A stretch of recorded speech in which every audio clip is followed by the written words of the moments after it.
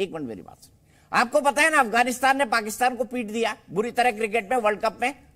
वो बच्चे रो रहे थे पाकिस्तान में कि अरे ये क्या खेल टीम को है। दहशतगर्दी की तरफ ना ले जाओ। खिलाड़ी जो होता है वो सफीर होता है। मैं बार बार आप लोगों के प्रोग्राम में कहता हूँ, एक मिनट सुनिए ना, आप किस में इन्वेस्ट करते हैं? आतंक में। हम किस में इन्वेस्ट करते हैं? टैलेंट में। हमने अफगानिस्तान की टीम को क्रिकेट सिखाया। पूरे अफगानिस्तान में एक भी इंटरनेशनल स्टेडियम नहीं है।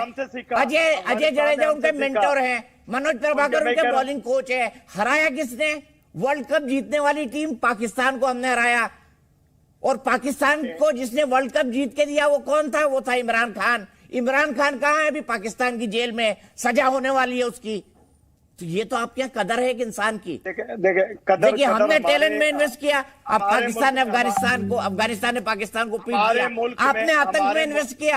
हाफिज सईद को ले जाइए, हाफिज सईद को ले जाइए इकाना स्टेडियम में, खिलवाइए उसको। उजमा गद्दार जी को बोलने दीजिए, नाराज हो जाएंगे, आपकी पार्टी में आ गई है वो। खातून की बात जो है वो सब्र और तहम्मुल से सुन लें, थोड़ी सी बहादुरी पैदा करें, एक खातून की बात मुकम्मल होने दिया करें। अभी मैंने बात शुरू नहीं की तो आपने मेरी बात काट दी, और इनकी बात आप पूरी एंड तक आप सुनाते हैं। तो अगर आप इतने अच्छे एंकर हैं, मैं कहती हूँ इशू मेरा नहीं था, इशू पाकिस्तान के नेटवर्क का था। हर चीज की तरह पाकिस्तान का नेटवर्क भी खराब है। आपकी तस्वीर उड़ जा रही है बार बार। नहीं, मेरी तस्वीर अभी है, मुझे नजर भी आ रहा है, मैं आपको सुन भी सकती हूँ। आप मेरी गुजारिश सुन लें। आप ये जो बात फलस्तीन की और इजराइल की कर रहे हैं, यूनाइटेड नेशंस में 17 साल से इसकी एक रेजोल्यूशन है, 2 स्टेट रेजोल्यूशन, के 2 रियासतें होनी चाहिए। उसमें इंडिपेंडेंटली फलस्तीन की अलग इंडिपेंडेंट रियासत। अरे अलग फिलिस्तीन है ना भाई उजमा जी, क्या पढ़ते लिखते हैं आप? वेस्ट बैंक पे कौन शासन कर रहा है? पीएलओ। गाजा पे कौन शासन कर रहा है? हमास। पता नहीं है आपको हमास क्या कर रहा है? आप उनको रियासत, आपको पता नहीं है गाजा अपने आप में एक रियासत है? आपको पता नहीं है वेस्ट बैंक अपने आप में एक रियासत है? पता है उजमा जी? सुख का सांस लें और अपनी आजादी से जिए, तो फिर क्या होगा?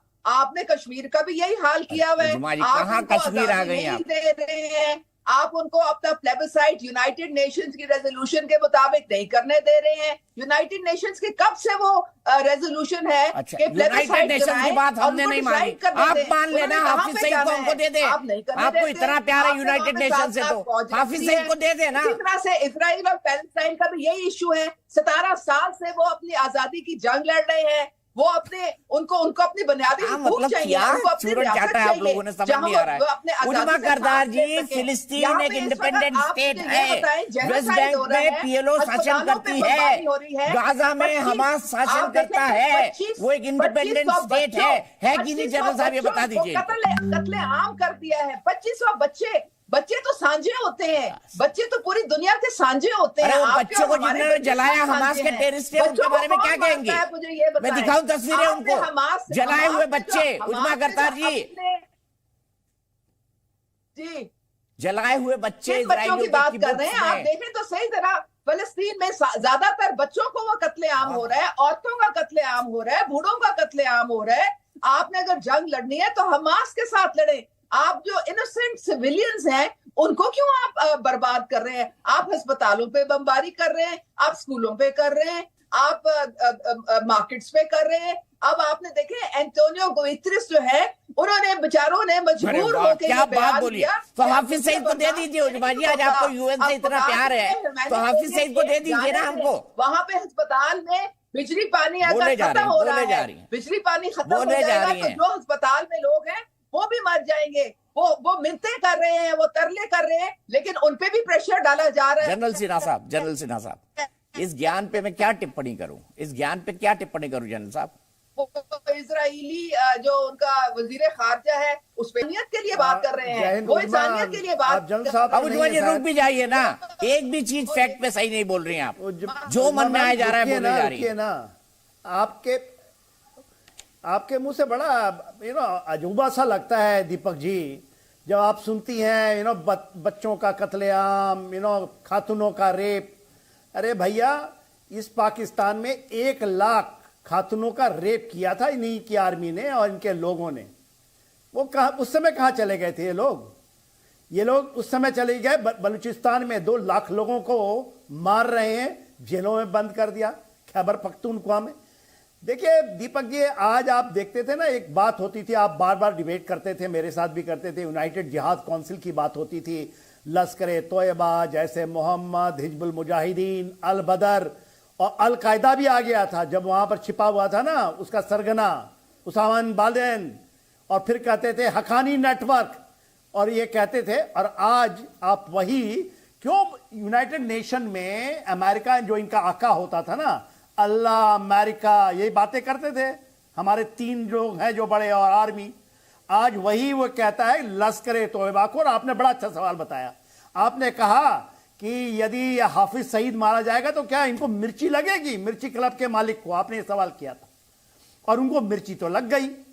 अरे भाई ये बताइए दीपक जी, आपको मैं नाम गिनाता हूं एक एक करके, तो मारे जा रहे हैं ना, कमल उद्दीन शहीद, हाफिज सईद का ही वो सन जो ग्लोबल टेररिस्ट माना जाता है, कैसर फारूकी मारा जा रहा है ना, खालिद रजा, तल्ला कैसर, सईद लदवी, ये सब मारे जा, कौन मार रहा है मुझे नहीं पता, अल्लाह मार रहे हैं आके, शायद कयामत के दिन के पहले ही अल्लाह उनको मार रहे हैं, जैसे आपने देखा कल हमने जिस तरह से उस रावण को मारा। देखिए दीपक जी, एक चीज को आप ये समझिए कि यूनाइटेड नेशन सिक्योरिटी काउंसिल में क्या, मैं यूएन में रहा हूं as a team leader, United Nation general secretary के स्पेशल रिप्रेजेंटेटिव होते थे प्रेसिडेंट यूनाइटेड स्टेट में, उनके नीचे काम किया, यूएन हेडक्वार्टर में रहा हूं। तो मैं बता दूं, बुतरस घाली का जरा इनको बोलिए कि जरा देख लें बुतरस घाली कौन है। ये इजिप्ट, मिस्र जो है ना, उसके डिप्टी प्राइम मिनिस्टर रहे हैं, ये वहां के विदेश जानकार हैं। दीपक जी से जरा पूछ लीजिएगा इनका क्रेडेंशियल। जिस तरह से आपने देखा ना, जो वुहान वायरस चल रहा था तो चाइना को कैसे क्लीन चिट देते रहे थे। मैं WHO का नाम नहीं लूंगा, नहीं तहीन हो जाएगी, कौन है सबको पता है। आज वही कवर फायर, इनको यह नहीं दिखाई देता दीपक जी कि जो आपका 7 अक्टूबर को कत्ले गारत हुई, जो आप दीपक जी मैं एक सेकंड और लूंगा, इनको कत्ले गारत नहीं दिखाई दी। आपको 7 अक्टूबर को क्या हो रहा था, जब हम बात करते हैं यूनाइटेड नेशन इसमें आया भी है, वही उसी का नाम बेरी, जो वहां पर उनका कस्बा है उसका नाम आया। Nova festival peace and love 5 kilometre दूर इस गाजा स्ट्रिप से, जिसको ने इजराइल ने खुद इन बासिंदों को, इन दरिंदों को, इन आतंकवादियों को दे दिया था। बड़ी गलती कर दी थी 2005 में। वहीं से निकल करके 162 लोगों को मौत के घाट उतार दिया, जहां peace and love in Gaza यह संदेश जा रहा था। रेप कर दी, उनके बच्चों को मार दिया। आज एक रिपोर्ट आई है, 4 खातूनें छूटी गई हैं, उसमें से एक खातून कहती है 3 दिन तक भूखा रहा, फिर हमको चावल और मीट दिया, और मीट बेचारी भूखी खा गई, कहती है मीट आपके बच्चों से जो छीना था, आपके बच्चे का मीट है और आपने खाया। ये है दरिंदगी, ये है। आपके दिन वो दूर नहीं है, यदि ये लोग सक्सेसफुल हो गए ना आपके चैनलों में बैठे हुए, ये उसी बाबर के, उसी गजनी के औलाद हैं आज, जो कि इसको पाकिस्तान में जाकर के 2 नेशन थ्योरी वहां भी आई थी ना, पाकिस्तान इंडिया बन जाएगा, बड़ा अच्छा हो जाएगा, यही बोला गया था ना। यही बोला गया था कि नॉर्थ कोरिया साउथ कोरिया बन जाएगा, पीस आ जाएगा। अभी हमारे सिकंदर भाई, हमारे कैप्टन साहब बता रहे थे ना, क्या किया इन्होंने 47 में, क्या किया वो। उनके लोग, इनको पढ़े ना, ये लोग उन्हीं के औलाद हैं जो बैठ करके आज डिफेंड कर रहे हैं, इन्हीं गजनियों के औलाद। और क्या था, कोई था नहीं ना। यहां पर भी आपने तो बाबर रोड भी रख दिया दीपक जी, आपने तो औरंगजेब रोड भी कर दिया, हिमायूं हम उसमें ट्रेवल करते थे इन जगहों में, और उसको कहते थे कि ये तो बड़े अकबर, ऐसा कोई सांसा ही नहीं आया आज तक जिन्होंने, यही चीज हो रही है आज वहां करेंगे। और सेलेक्टिव तरीके से आप जब हिस्ट्री को लेते हैं, आज दीपक जी इस जगह का जो एक्चुअली रोमानामा है, जहां से ऑपरेशन अल मस्का मॉस्क कहते तीसरी बड़ी। अरे मोहम्मद साहब तो 60 साल बाद मर गए थे पहले इस मस्जिद के बाद, वो तो है ही नहीं। ये इनके कुरानों में लिखा हुआ है। वो वहां से 25 किलोमीटर दूर उसके नाम पे ये कहते कयामत आएगी तब तक हमास का हम संगठन हम उसको ये कहेंगे। यही कह रही है, बैठे भी है। उजमा मैम को पूछ लीजिए, इरशाद साहब को पूछिए, सहारनपुर से और दिल्ली से निकल के गए हैं, सब कन्वर्टी हैं ये लोग।